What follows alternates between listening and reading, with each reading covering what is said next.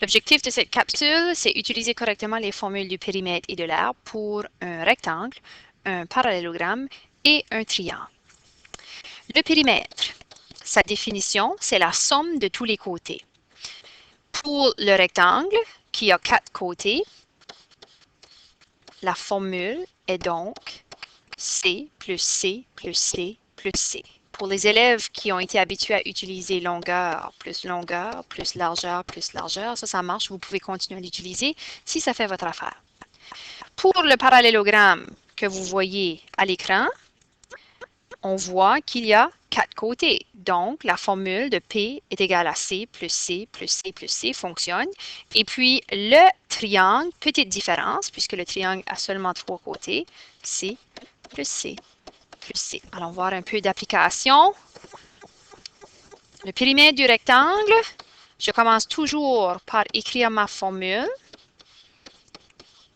Ensuite, je vais aller remplacer mon C par les données, par les chiffres maintenant.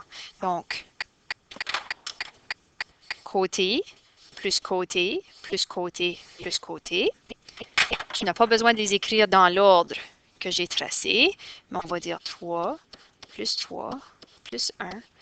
1, pourvu que tu as remplacé chaque donnée. Donc, 3 plus 3, 6, plus 1, 7, plus 1, 8. Surtout pas oublier l'unité de mesure. Pour le parallélogramme, c'est la même chose. Je commence toujours par écrire ma formule. Ensuite, identifier les données. Et comme tu peux voir, j'ai complètement ignoré la ligne pointillée. Pour le périmètre, ne vous occupez pas de la ligne pointillée. On veut juste s'occuper des côtés. Je vais aller remplacer ma lettre C par les données. Donc, périmètre est égal à 14 cm. Très important de donner l'unité de mesure.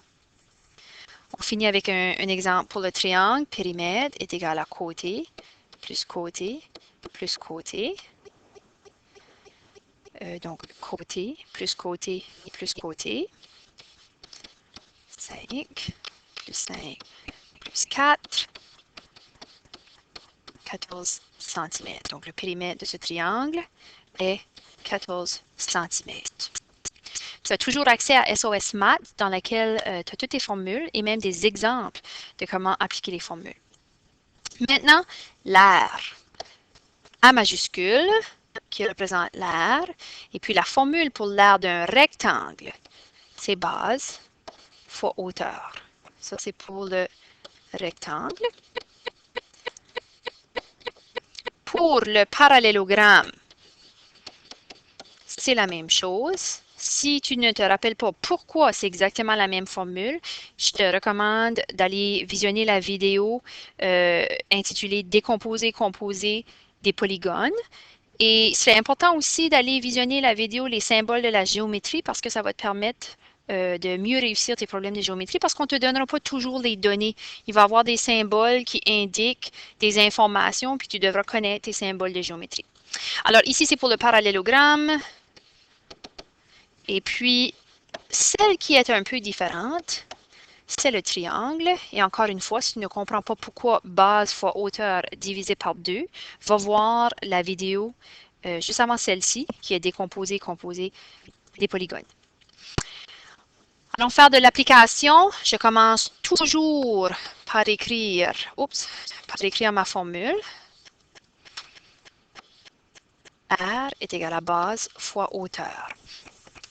Dans le rectangle, c'est assez facile d'aller repérer nos données parce que la base et la hauteur se croisent toujours à un angle droit. Ici, R est égal à base, c'est la base de mon rectangle, 3 fois la hauteur, 1.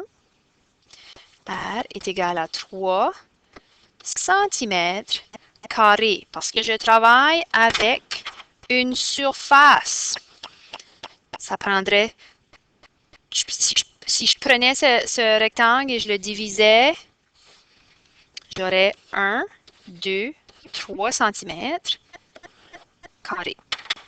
Je faisais tout un paquet de petits carrés, je n'en ai 3. Ici, le parallélogramme, je commence avec ma formule, base fois hauteur. Voici ce que moi je te recommande. C'est le truc que j'ai donné à tous les élèves en classe. La hauteur dans un parallélogramme et un triangle est toujours exprimée par une ligne pointillée. Je te recommande d'aller trouver ta hauteur en premier. Alors ici, on la voit, la pointillée. La hauteur est de 2. Après ça, c'est très facile d'aller trouver la base parce que je viens juste de dire que la base et la hauteur se croisent à un angle de 90 degrés. Donc, tu vois ici que c'est 4 cm qui représente la base. R est égal à 8 cm carrés. Parce que si je prenais ce parallélogramme, puis je le divisais tout dans des petits carrés de 1 cm par 1 cm, j'en aurais un total de 8.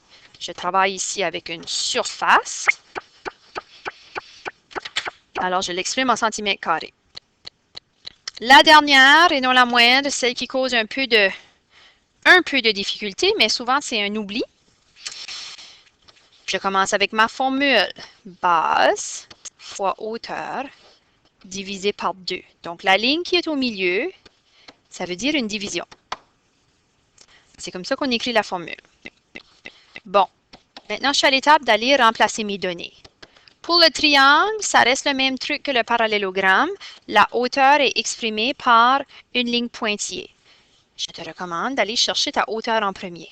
Ensuite, on va aller repérer la base en regardant pour l'angle droit et il est évident que c'est 4. La base de ce triangle divisé par 2. C'est ici que beaucoup d'élèves oublient. Vous restez avec le base fois hauteur, puis là ici, ce serait 4 fois 3. Mais ça serait l'aire d'un parallélogramme ou d'un rectangle. Il ne faut surtout pas oublier de diviser par 2. Je peux rajouter une étape ici. 12, parce que 4 fois 3, c'est 12. Je garde mon divisé par 2. Et puis, il me reste une étape à faire. 12 divisé par 2, c'est 6 cm².